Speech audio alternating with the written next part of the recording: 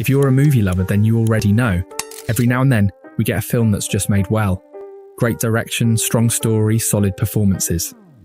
But it's pretty rare to see an actor go so far for a role that it makes you go, okay, that's actually insane. In this video, we're talking about 5 actors who went way too far for a role. Like full-on body transformations, intense methods, wild behind-the-scenes stuff, all for the sake of a performance. We start this list with Christian Bale. Dude went on a diet that was basically just an apple, a coffee, and water a day. I didn't eat. That was it.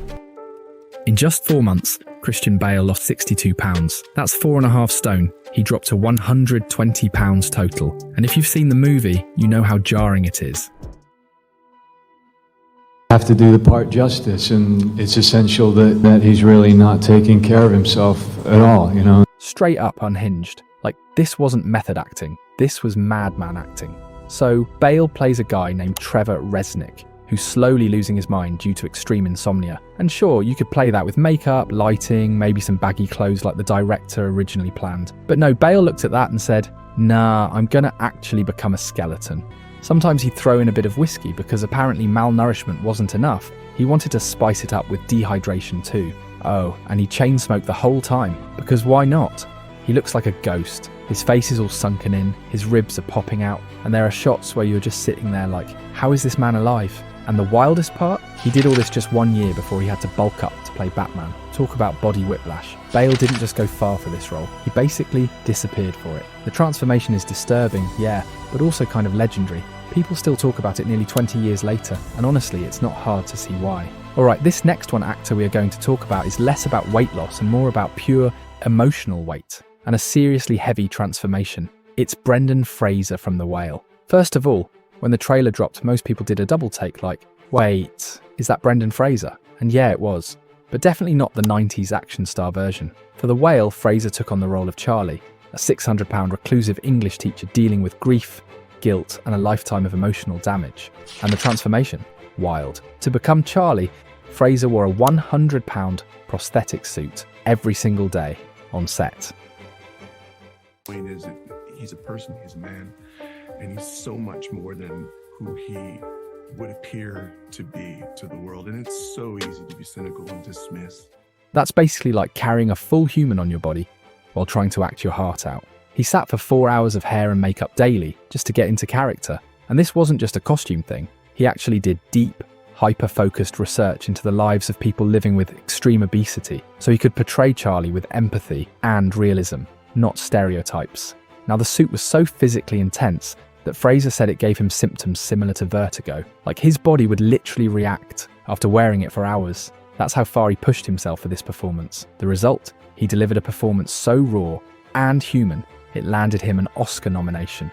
People weren't just impressed, they were emotionally wrecked. Brendan didn't just disappear into a character. He carried all the pain, shame, and hope of that role on his shoulders, literally and emotionally. And honestly, that's what made The Whale hit so hard. Now, if you thought that was wild, wait till you see what Charlize Theron did to completely disappear into her role. So, when you think of Charlize Theron, you probably picture the tall, glamorous Hollywood star, red carpets, fashion shoots, leading roles in slick action flicks. But in Monster, yeah, none of that exists. Charlize went all in for this role. And when I say all in, I mean to the point where people literally didn't recognize her. She played Aileen Wuornos, a real-life serial killer who was executed after being convicted of murdering 7 men. And instead of doing the polished, clean version of that kind of role, Charlize said, nope, we're going full raw and real. She gained between 25 to 30 pounds, shaved off her eyebrows, and wore prosthetic teeth to match Wuornos' look. But it wasn't just a physical thing. She wasn't interested in making Aileen a villain. She wanted to humanize her, and that meant digging deep into Aileen's trauma, her rage, and her desperation for love. Every single scene was emotionally exhausting. Like Charlize said, most movies have maybe 3 big moments where you really push yourself as an actor. In Monster, every day was one of those days. She described it as a process that nearly broke her. It was that intense. She and director Patty Jenkins weren't just making a movie. They were rebuilding a person, someone flawed, damaged, dangerous, but still human. The makeup could only go so far. It was Charlize's ability to feel what Aileen felt that made the performance unforgettable. And yeah, that Golden Globe she won, 100% earned. She didn't just act the role, she became it. Okay, this next actor didn't just play a legend, he became one Austin Butler, playing Elvis Presley. And Austin Butler didn't just step into the jumpsuit, he lived in it. This man went so deep into the part, he basically became Elvis 24/7. We're talking a full-on identity merge. For over a year and a half, including 6 months locked down in Australia during the pandemic, Butler didn't just prep, he obsessed. He brought in a movement coach, a dialect coach, a singing coach, even a karate coach. The goal?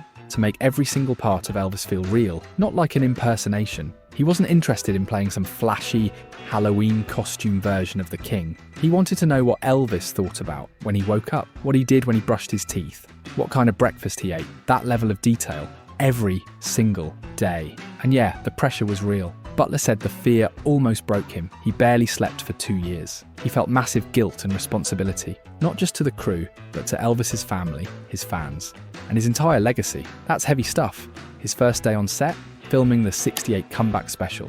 No easing into it. Just straight leather suit, red guitar, and jailhouse rock. Trial by fire. Even Angela Bassett stepped in to defend him when people started wondering why he still sounded like Elvis after filming ended. It wasn't a choice, the role stuck. Austin literally broke himself down and rebuilt from scratch to figure out who Elvis really was. And the result? You can feel it in every frame. And finally, we've got one more.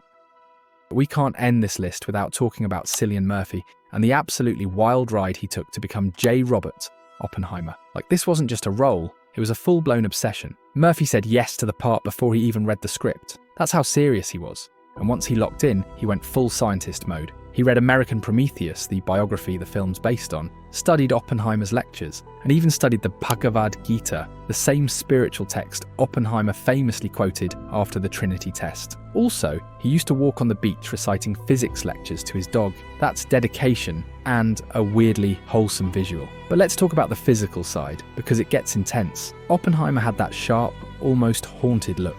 Thin, hollow, wired, and Murphy went after it hard. He put himself on such a strict diet that his co-star Emily Blunt joked he was surviving on 1 almond a day. Murphy never revealed how much weight he actually lost, but just looking at him in the movie, you can tell it was a lot, and it didn't stop there.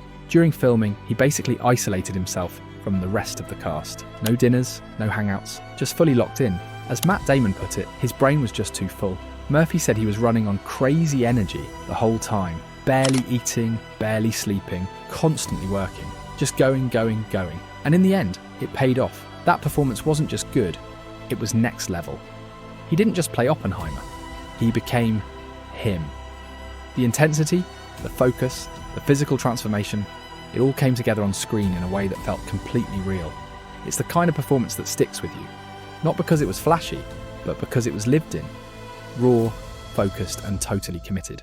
So yeah, these weren't just performances, they were full-on transformations. Some of these actors pushed their bodies, others pushed their minds. And a few, honestly both. So now tell me, which one blew your mind the most? Drop your thoughts in the comments, and if you liked this video, hit that like button, subscribe for more videos like this. Cheers.